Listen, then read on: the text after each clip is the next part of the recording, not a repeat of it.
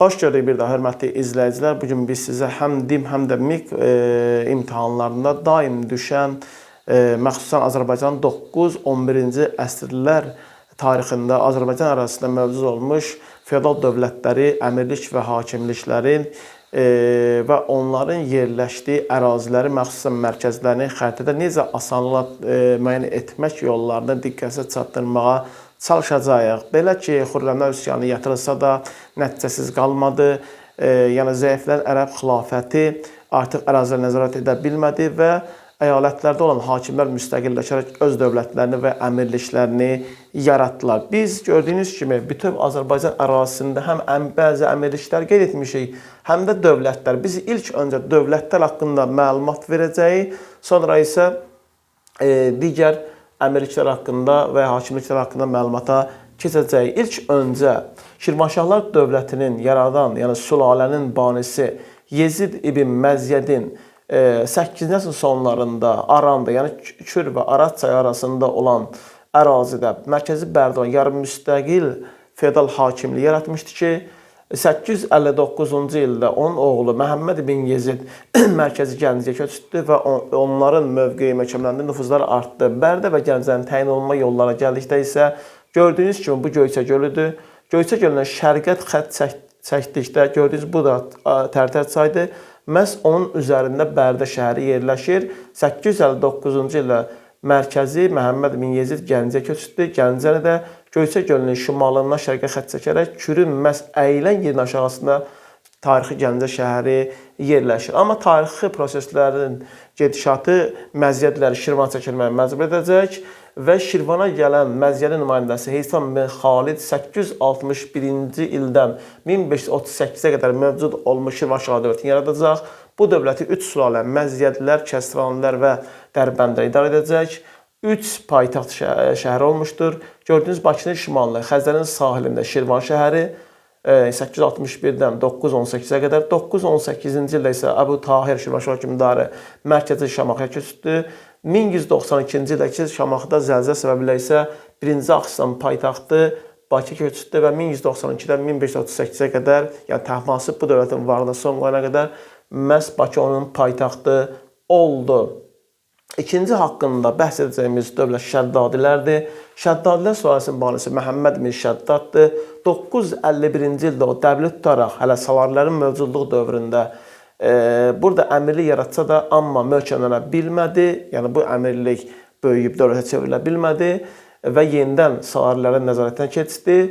Amma onun oğlu 1-ci Ləşkəri 971-ci ildə Gəncəyə gələrək o zaman Səlarilər dövlətini idarə edən İbrahimin nümayəndəsinin oradan qovub məhz Şəddadilər dövlətinin əsasını qoydu. Şəddadilər dövlətinin mövcudluq tarixi 971-1088-ci illərə mövcud olmuş. Dövlətin varlığına isə Səlcuq hökmdarı Məlikşah tərəfindən son qoyulmuşdur. Dövlətin əhatə etdiyi ərazi gördüyünüz Kür və Arat çayı arasındakı tarixi Azərbaycan torpaqları əhatə etmişdir və bu dövlət məhz Şirvanşahlarla birlikdə Azərbaycanın şimalında yaranmış feodal dövləti olmuşdur. Çünki Arat çayı Azərbaycan şərqləri şimala və cənuba bölür. Şimalda yaranmış iki dövlətimiz məhz elə biz xəritədə də gördüyünüz kimi onu şimal hissədə vermişik. Yəni bu Şəddadilər Kür və Arat çayı, Şirvanşahlar isə Kürlə Xəzər dənizi arasındakı əraziləri əhatə etmişdir. Sacilər gəldikdə isə o, yəni Salarilər və Rəvvadilər kimi cənubda yaranmışdır. Sacilər dövlətinin əsasını Məhəmməd ibn Əbu Sac qoymuşdu 898-ci ildə. 941-ci ildə isə Gilan hakim Mərzban Məhəmməd tərəfindən süquta uğradılmışdır. Bu dövləti Sacilər sülaləsi idarə etmişdir. Sacilərin dövründə, yəni ilk dəfə Azərbaycan torpaqları, yəni Yusif ibn Əbu Sacın dövründə Şirvanşahların tabe edilməsi ilə məhz ilk dəfə tarixi Azərbaycan torpaqları, yəni Azərbaycan dövləti olaraq vahid halda bu torpaqları öz tərkibində və ya idarəçiliyində birləşdirə bilmişdir.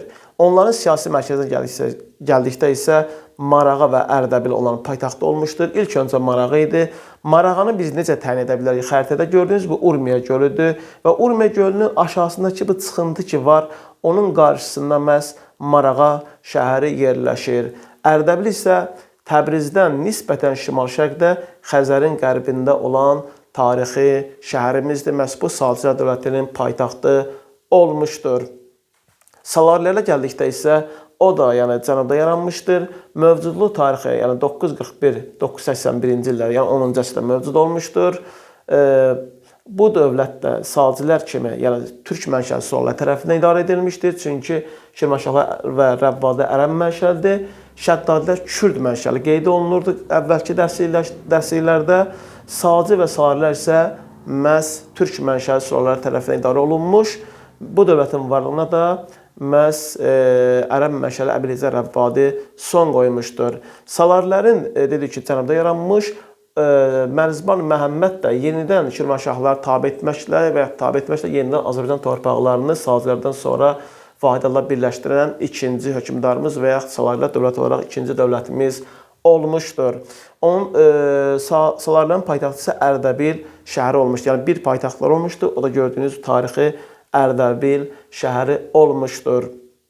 Və üçüncü haqqında məlumat verəcəyimiz dövlət Rəvvadilərdir. Mövcudluq tarixi 981-1065-ci illərə, yəni zaman baxımından mövcud olmuşdur. Əbilizə Rəvvadi tərəfindən yaradılmış, 1065-ci ildə Səlcuq hökmdarı Alparslan tərəfindən varlığına son qoyulmuşdur. Bu dövlət ərəb mənşəli sülalə tərəfindən idarə olunmuş, Azərbaycanın cənubunda yaranmışdır, Salcı və Salarilər kimi.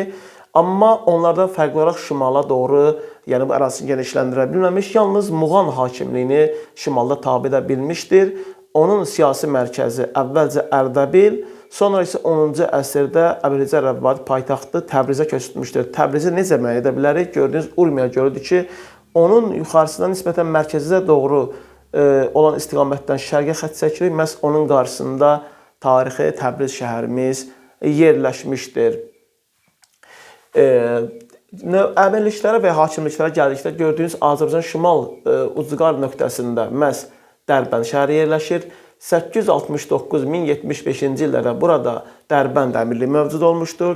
Əmirliyi yaradan Haşim Əs-Sulami və yaxud İbn Suraqı olmuşdur. Ərəb mənşəli sülalə, yəni hakimlərin nümayəndəsi olmuşdur. 988-ci ildə bu əmirlik Şirvanşahlardan asıla düşmüş. 1075-ci ildə isə Şirvanşah hökmdarı 1-ci Fərruz tərəfindən tamamilə süquta uğradılaraq Şirvanşahlar dövlətinə birləşdirilmişdir. Şəki hakimliklə gəldikdə isə Şəkini necə biz müəyyən edə bilərik? Şəki gördüyünüz kimi bu Kür çayı ki var, gəlir Azərbaycan isə doğru irəliləyir və aşağı doğru istiqamət aldığı hissənin yuxarısında məhz Şəki yerləşir. Digər cəhətdə isə Gəncənin şimalında olaraq Şəkini biz müəyyən edə bilərik və təyin edə bilərik. İki cəhətdən, bir Kürün əyildiyi hissənin yuxarısında, şimalında, bir də Gəncənin şimalında məhz bu iki cəhətdən Şəkini asanlıqla müəyyən edə bilərik. Şəki hakimliyi zaman baxımından 9-cu əsrdə yaranmış, 60-cı illərində, yəni Dərbənd və Şirvanşahlar kimi, o da Azərbaycanın şimalında yaranmışdı. Amma bunun hansı mənşəli sülalə tərəfindən idarə olunduğu haqqında məlumat verilmir və 1551-ci ildə Şəki hakimliyi Səfəvi Şahı 1-ci Təhmasib tərəfindən süquta uğradılmış və bununla da mərkəzləşdirilmiş vahid Səfəvilər dövlətinin yaradılması prosesi başa çatdırılmışdır. Şəki hakimliyi dedik ki, Şəddadilər, Şirvanşahlar, Dərbənd və Şəki hakimliyi olaraq məhz bunlar şimalda yaranmış feodal dövlətlər və əmirliklər olmuşdur. Tiflis müsəlman əmirliyə gəldikdə bu Azərbaycanın feodal dövlətində əmirliyi hesab olunmur. Ərəblər 8-ci əsrin 30-cu illərində Şərqi Gürcüstandan sonra mərkəzi Tiflis olan əmirliyi yaratmışdılar.